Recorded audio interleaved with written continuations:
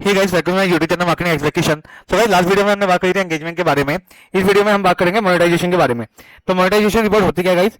तो गाइस क्या होता है कि अगर आपकी मान लीजिए कोई वेबसाइट है, ई कॉमर्स वेबसाइट, और उसके अंदर मतलब आपको कोई आइटम आपके परचेज करता है, तो आपके कितने आइटम सेल आउट हुई है, कितने ऑर्डर आए हैं, कितने नंबर ऑफ सेल्स हुई है, इसके बारे में डाटा रखने के लिए हम जो है मोनेटाइजेशन रिपोर्ट की हमारे को रिक्वायरमेंट रहती है। तो मोनेटाइजेशन रिपोर्ट के अंदर आपको तीन सेक्शन, मतलब एक्चुअली चार सेक्शन देखने को मिलते हैं। एक ओवरव्यू, एक ई कॉमर्स, एक इन ऐप परचेज, एक पब्लिशर ऐड। अब मैं पहले आपको इसका एक आइडिया देता हूँ। ओवरव्यू के अंदर तो हमको ओवरव्यू दिख जाता है। ई कॉमर्स परचेज अगर मेरी वेबसाइट है तो उसके लिए ई कॉमर्स परचेज यूज होगा। इन ऐप परचेज अगर मेरे ऐप के अंदर कोई परचेज हो रहे हैं तो वो इन ऐप परचेज होगा।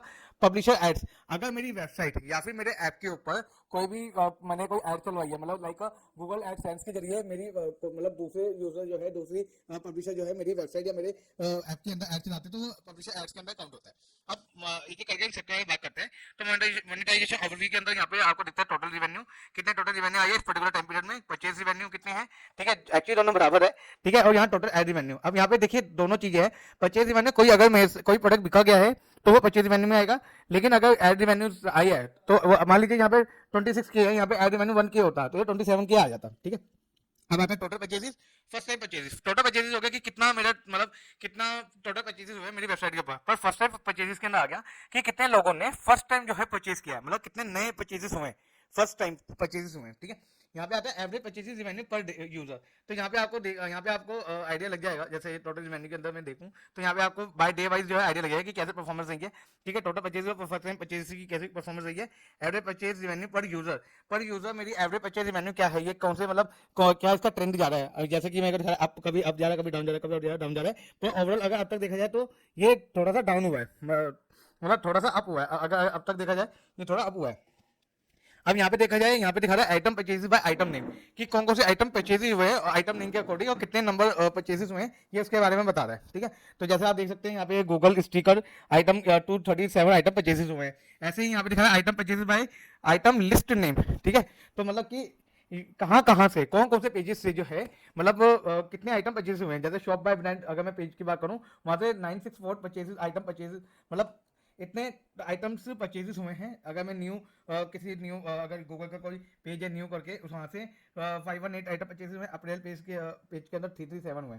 ऐसे ही अगर आप यहाँ पे देखेंगे item view in promotion by item promotion name, तो कौन कौन सी मेरी प्रमोशन है उसके अंदर से कितने आइटम व्यू हुए हैं, आइटम व्यू मतलब व्यू आ रहा है यहाँ पे, तो ये नंबर ऑफ व्यूज के अंदर आता है, ठीक है। अगर आप इनको ओपन करना चाहते हैं तो आप यहाँ से जाके इनको ओपन कर सकते हैं, ठीक है। इसके अंदर आता है item purchase revenue by order coupon, अगर मेरा कोई कूपन है तो यहाँ पे कूपन दिख जाएगा, यहाँ परचेज रिवेन्यू आ जाएगा।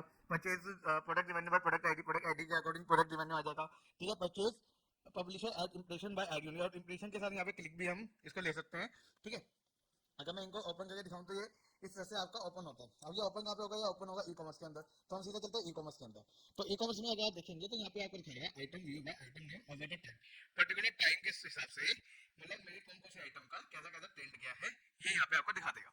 यहाँ पे आपको दिखा रहा है item view and item add to cart by item name, कितने आइटम जो है, कितने आइटम जिनका मतलब कितने आइटम मेरे ऐड टू कार्ट हुए हैं, ये वो बताता है बस आइटम नेम के अकॉर्डिंग। जैसे अगर मैं यहाँ पे एग्जांपल दे दूँ, क्रूम डिनो स्टॉक, तो ये इनमें जो है ये दिखा रहा है कि आइटम व्यू हुआ है 380 और आइटम ऐड टू कार्ट हुए 2, ठीक है। तो ये item view plus add to cart ये दोनों दिखा रहा है, आइटम व्यू भी दिखा रहा है और ऐड टू कार्ट भी दिखा रहा है एक ही ग्राफ के अंदर। और ये दिखा रहा है ये इसी चीज को थोड़ा टेबलर फॉर्म में दिखा रहा है कि आइटम नेम मेरे कौन से आइटम के कितने व्यू हुए हैं, कितने ऐड टू कार्ट हुए हैं, कितने परचेज हुए हैं, और जो परचेजेस हुए हैं उसका एक्चुअल रिवेन्यू क्या है, ये वहाँ पे दिखा रहा है। अगर हम यहाँ पे देखेंगे, मैंने आपको कहा था ना ये सीधा ई कॉमर्स के अंदर लेके जाएगा, ये ई कॉमर्स में आ गया। अब मैं आपको इसके अंदर दिखाता हूँ इन ऐप परचेजेस।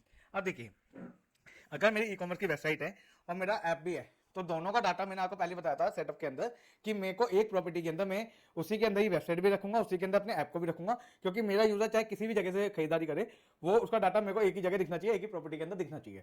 तो अगर मेरी ऐप भी होती, ठीक है ना, कि गूगल मर्चेंडाइज स्टोर की ऐप अभी फिलहाल नहीं है, ठीक है, तो अगर मेरी ऐप भी होती तो इन ऐप परचेजेस के अंदर मेरे को यहाँ पे शो होता और उसका टोटल मिलके यहाँ पे मेरे को एवरेज में दिखा देता। अब यहाँ पे जब चूंकि गूगल मर्चेंडाइज स्टोर की जो है इन ऐप परचेजेस नहीं है, तो मैंने इसके अंदर यूज किया गूगल का फ्लडिट वाला अकाउंट। तो यहाँ पे आप देख सकते हैं, तो यहाँ पे अगर आप देखें, यहाँ पे गूगल डाटा दिखा रहा है कि प्रोडक्ट की आईडी क्या है, कितनी क्वांटिटी सोल्ड हुई है, प्रोडक्ट का रिवेन्यू कितना आया है, और एवरेज प्रोडक्ट का रिवेन्यू क्या है। यहाँ पे भी क्वांटिटी बाय प्रोडक्ट आईडी आ रहा है, यहाँ quantity bye product ID over the time यहाँ पे आपको शो हो रहा है। तो इस वजह से मैंने यहाँ पे फ्लडिट का अकाउंट खोला था। अब मैंने बताया पब्लिशर एड्स, तो आप खुद ये बताइए कि क्या गूगल मर्चेंडाइज स्टोर के ऊपर कोई और अपना चला सकता है ऐड। वो जब तक नहीं चला सकता अगर गूगल ने खुद उसको जो है एडसेंस से कनेक्ट नहीं किया।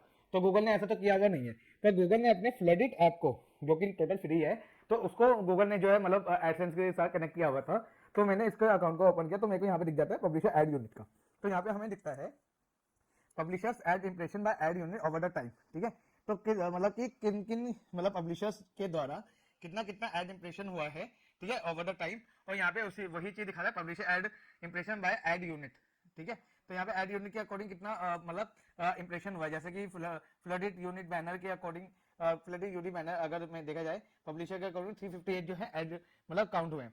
अब यहाँ पे इसी चीज को जो है टेबल फॉर्म में बताया गया है कि ये एड यूनिट है, ये उसके पब्लिशर एड इंप्रेशन है, एड यूनिट एक्सपोज क्या कितने हैं, पब्लिशर एड क्लिक कितने हुए हैं, उस पर्टिकुलर पब्लिशर के कितने एड क्लिक हुए हैं, और टोटल एड रेवेन्यू कितना हुआ है जो इन्होंने अर्न किया है। ठीक है ना, तो ये यहाँ पे इसको दिखा रही है। तो उम्मीद है गाइस आपको ये वाली रिपोर्ट समझ आ गई होगी। रिपोर्ट समझना कोई इतना मुश्किल नहीं था, ठीक है, पर यह है कि आप जब तक इसको खुद से इसको चेकआउट नहीं करेंगे तब तक आपको इसको आप इजीली समझ नहीं पाएंगे। तो आज की वीडियो में इतने गाइस। वीडियो के अंदर किसी भी डायमेंशन को रिगार्डिंग कोई भी क्वेश्चन है तो आप मेरी पुरानी वीडियो को जाके देख सकते हैं, या फिर आप चाहे तो मेरी वेबसाइट को जाके देख सकते हैं। यहाँ पे मैंने डायमेंशन मैट्रिक्स का ऑलरेडी एक्सप्लेन किया हुआ है। यहाँ पे आप देख सकते हैं कि डिस्क्रिप्शन हो गया, ये जैसे कि ये क्या चीज है, ये डायमेंशन है कि मैट्रिक्स है। ठीक है, तो आप यहाँ पे इसको जाके देख सकते हैं। तो आज की वीडियो में इतना ही। This is Kishan signing of.